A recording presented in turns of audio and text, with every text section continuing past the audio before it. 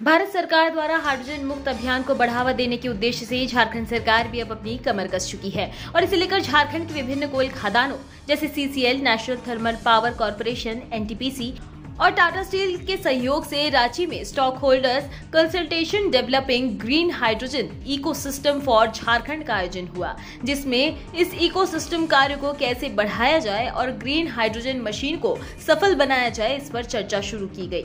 रांची के पलाश सभागार में आयोजित इस कार्यक्रम में विभाग के कई पदाधिकारी और विशेषज्ञ शामिल हुए। आपको बता दें कि जहां राज्य के विभिन्न कोल खदानों में ग्रीन हाइड्रोजन इकोसिस्टम को बहाल कराने पर विचार हुआ, इस दौरान centre for environment and energy development seat के चेयरमैन ए.के. रस्तोगी ने कई अहम जानकारी दी। उन्होंने क्या कुछ कहा, देखिए इस वीडियो में। तो बहुत पहले ही लक्ष्य रखा था कि 50 लाख टन से ज़्यादा पैदा करेंगे। क्या झारखंड में देर हुई या फिर ये बिगनिंग है?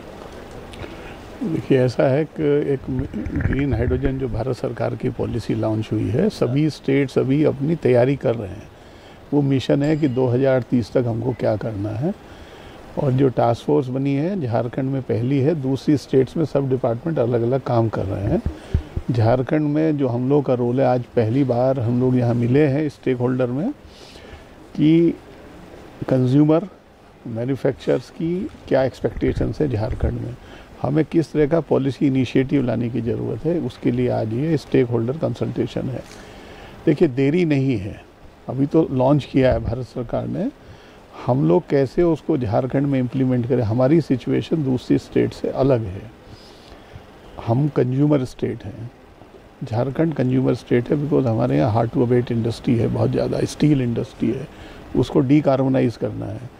और जैसा कि जो वीपी टाटा स्टील है, उन्होंने कहा कि आज डीकार्बनाइजेशन की कीमत मैन्युफैक्चरिंग की कीमत से ज़्यादा है, समय लगेगा। पूरे वर्ल्ड में आप देखेंगे हाइड्रोजन के ग्रीन हाइड्रोजन की कीमत अभी लगभग $5 पर केजी है, उतनी ही कॉस्ट है उसकी ट्रांसपोर्टेशन की।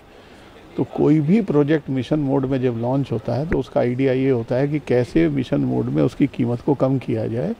टारगेट ये है कि कमिंग ईयर्स में इनोवेशंस में जो आज स्टेक होल्डर से हम लोग बात कर रहे हैं कि कैसे इसको $1 पर केजी पर लाया जाए, तभी इंडस्ट्री यूज़ कर पाएगी। अगर इंडस्ट्री के लिए वो इकोनॉमिकली वायबल नहीं होगा तो इंडस्ट्री उसको यूज़ नहीं कर सकेगी। तो जब इकोनॉमिकली वायबल होगा तब सभी इंडस्ट्री हमारी उसको यूज़ कर पाएंगी। यही आइडिया है। हम सरकार को एक रिकमेंडेशन देंगे, दूसरी स्टेट से कंसल्ट करेंगे, भारत सरकार से कंसल्ट करके एक रिकमेंडेशन देंगे, तब भारत सरकार, राज्य सरकार उस पर एक पॉलिसी बनाएगी। सर, झारखंड के पेज में क्या संभावनाएं दिखती है यहाँ पे अन्य राज्यों के बनस्पत? देखिए, हमारे पास जो सोलर एनर्जी का पोटेंशियल है उसको हार्नेस करना होगा ग्रीन हाइड्रोजन के लिए। और हमारे लिए क्या होगा, देखिए, कोयला जो है धीरे धीरे कोयले से जो एनर्जी प्रोड्यूस होती है वो महंगी हो रही है, और जो सोलर से प्रोड्यूस होती है वो सस्ती है। तो हमारे लिए बहुत बड़ी अपॉर्चुनिटी है कि हम अपनी इंडस्ट्री को रिन्यूएबल एनर्जी सप्लाई कर पाएँ। तो हाइड्रोजन दो तरीके से फ़ायदा करेगी। As a feedstock use करेगी, जो हैवी व्हीकल्स हैं जो एक ज़िले से दूसरे ज़िले में ट्रांसपोर्टेशन में यूज़ होते हैं, जहाँ पे ईवी व्हीकल का उपयोग उतना नहीं होगा क्योंकि उसका बैटरी साइज़ बहुत बड़ा होगा। तो वहाँ पर हाइड्रोजन फ्यूल सेल जो है ये फ्यूचर टेक्नोलॉजी है, और हाइड्रोजन फ्यूचर फ्यूल है, इसमें कोई दो राय नहीं है। क्योंकि हमें जब नेट ज़ीरो जाना होगा, अब आप देख रहे हैं गर्मी का मौसम चेंज हो रहा है, अभी जो रिपोर्ट आई है 1.5 डिग्री ऑलरेडी हम बढ़ चुके हैं, टेम्परेचर सबको महसूस हो रहा है। तो हम लोग को नेचर की, अर्थ का केयर करना है, तो हम लोग को ग्रीनर फ्यूल की तरफ माइग्रेट करना होगा। और ये हमारे लिए चैलेंज है, और हमारे लिए चैलेंज से ज़्यादा ये अपॉर्चुनिटी है कि नए जॉब सेट्स यहाँ पर क्रिएट होंगे झारखंड में। अगर आप ऐसा करेंगे, जब कोई नया सिस्टम इवॉल्व होता है, लोग पहले कह रहे थे हाइड्रोजन फ्यूल सेल एक बम की चलता फिरता बम होगा, बट ऐसा नहीं है। आज वो टेक्नोलॉजी अवेलेबल है। अभी गुजरात में उन्होंने गैस पाइपलाइन में हाइड्रोजन की मिक्सिंग शुरू की है, तो कहीं तो विस्फोट नहीं हो रहा है।